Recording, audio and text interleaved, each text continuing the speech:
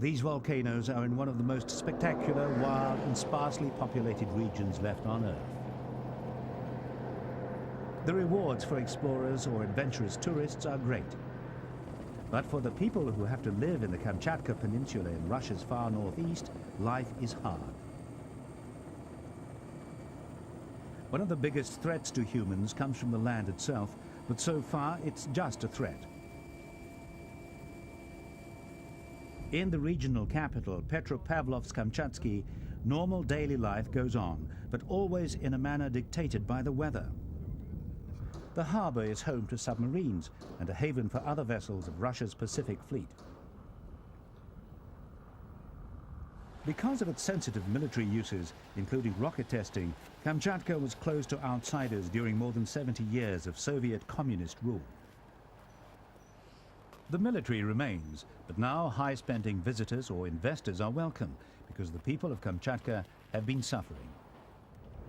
They're stuck, often literally, in a beautiful region, but one that's isolated and has few easily accessible natural resources. Most fuel, for example, has to be shipped in when the ice pack allows. But without large subsidies from Moscow, Kamchatkans run short of food and power.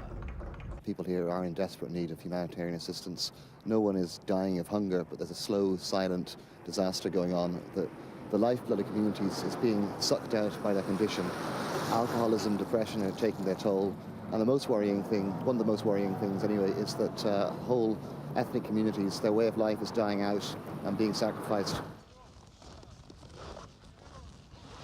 The International Federation of Red Cross and Red Crescent Societies is so concerned that it has launched a Kamchatka appeal for about $4.5 million worth of food and medical aid. The first supplies were due to begin arriving in March. The Federation particularly wants to help indigenous people like Valentina Smagin and her family, who are Koryaks, Kamchatkan inhabitants long before colonization from Moscow. Her son Misha is one of 6 children still at home. A beautiful home, but a harsh one. The Koryaks are just one of several native groups spread across the more remote reaches of Kamchatka in barely accessible communities.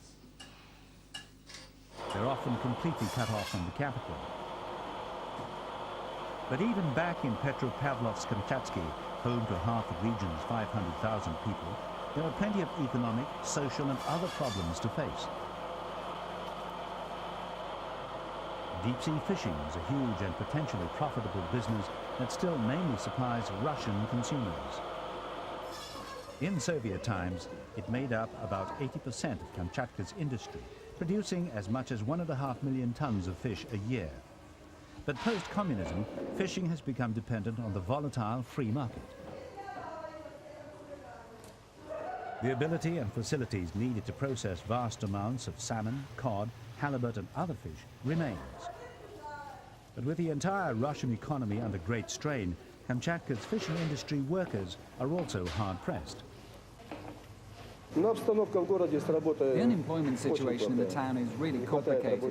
There aren't enough jobs. Lots of people are unemployed, especially people who had anything to do with fish, who worked at sea on ships. Now they're all out of work. The fish market can still get busy and is usually a focal point in the town, but prices are rising. This season, that's partly because Petropavlovsk-Kamchatsky's trawlermen have had to spend more time and money than usual venturing further out to sea before finding fish. But problems with the national economy and exchange rates have also taken their toll. В связи, наверное, с повышением доллара закупка стала дороже естественной продажи. Грубо говоря, как зарабатывали рубль раньше, так он сейчас вот тот же рубль, только цены в 2 раза выше. А рубль тот же самый. Ordinary people, especially those without normal paid work, are forced to eke out a meager living. Yelizovo is just a short distance from the capital and is home to the Maksimova family, who live at 14 Cosmonauts Street. Keeping a couple of cows or other animals is not just a rural tradition, but a necessity. All of the Maksimovs, the parents, the children, the grandchildren, not forgetting the family cat, live in this simple 3-room wooden house. The head of the family works on what in Soviet times was the local collective farm, but now, as an employee, has not been paid any wages for about 4 years. So the Maksimovs produce what they can themselves in order to stay alive. Lyubov Maksimova, who has 13 children or grandchildren, remains stoical about their current existence and her family's chances of survival in the immediate future. We grow our own food. There isn't any other food. We eat whatever we have in our granary. As for light, well, we have a lamp. This kerosene lamp. Some people just can't cope with the generally harsh realities of life in Kamchatka. The health service lacks money and consequently adequate supplies and resources. But there are plenty of patients, especially in the regional psychiatric hospital. When the power supply broke down, doctors were worried. Our emotions were really negative. I wouldn't say panic, but close to it. The first frost had come, and there was a danger that all the children in this department, all the patients, freeze. The daily grind for many residents of Kamchatka is not necessarily killing people, but the worsening problems they're facing make life in the remote region even tougher, and the safety net has big holes. It's dire. Hospitals are falling down. They haven't got a bottle of aspirin in the cupboard sometime. They've no way of treating their patients with appropriate modern medical treatment. Life in Kamchatka without adequate food and heat is hard enough for healthy people. It's even worse for the sick or disabled and the dedicated workers who are trying to help them. In late February, 115 severely mentally and physically handicapped children were crammed into this regional home in Yelizovo. The staff do their best to make life bearable for the youngsters, but it's often only just bearable for the carers themselves. The children need regular medical treatment and constant care and attention.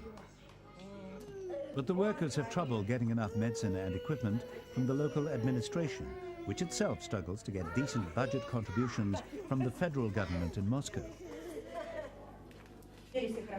Each of these children is officially entitled to a certain expenditure on food and medicine. But because of the heavy financial constraints, they usually only receive a little more than 1/4 of their allowance.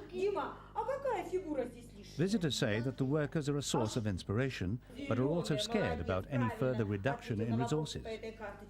I'm afraid of thinking what could happen. It would be death, of course, because all the children need medical treatment. They are all ill, all 115 children, all with some kind of ailment, all very serious. Before everything else, we have to feed and treat them. I'm afraid to think what could happen. Much of the children's clothing is donated, and no one has frozen to death yet. But power supplies are often cut for indefinite periods, making the prospect of a fatal chill a distinct possibility. Perhaps not surprisingly, the staff feel isolated even within their isolated region. Then there are the volcanoes and earthquakes.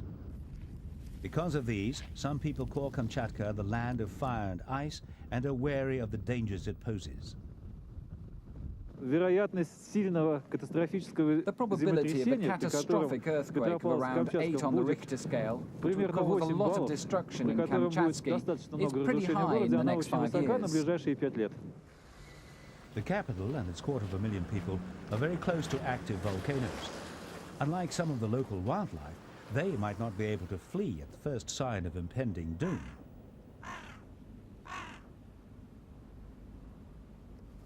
An earthquake is more likely than an eruption, and there was a tremor in February. Either way, the people of Kamchatka are caught between too few supplies and too many threats, and they hope it won't take a disaster for their pleas to be heard.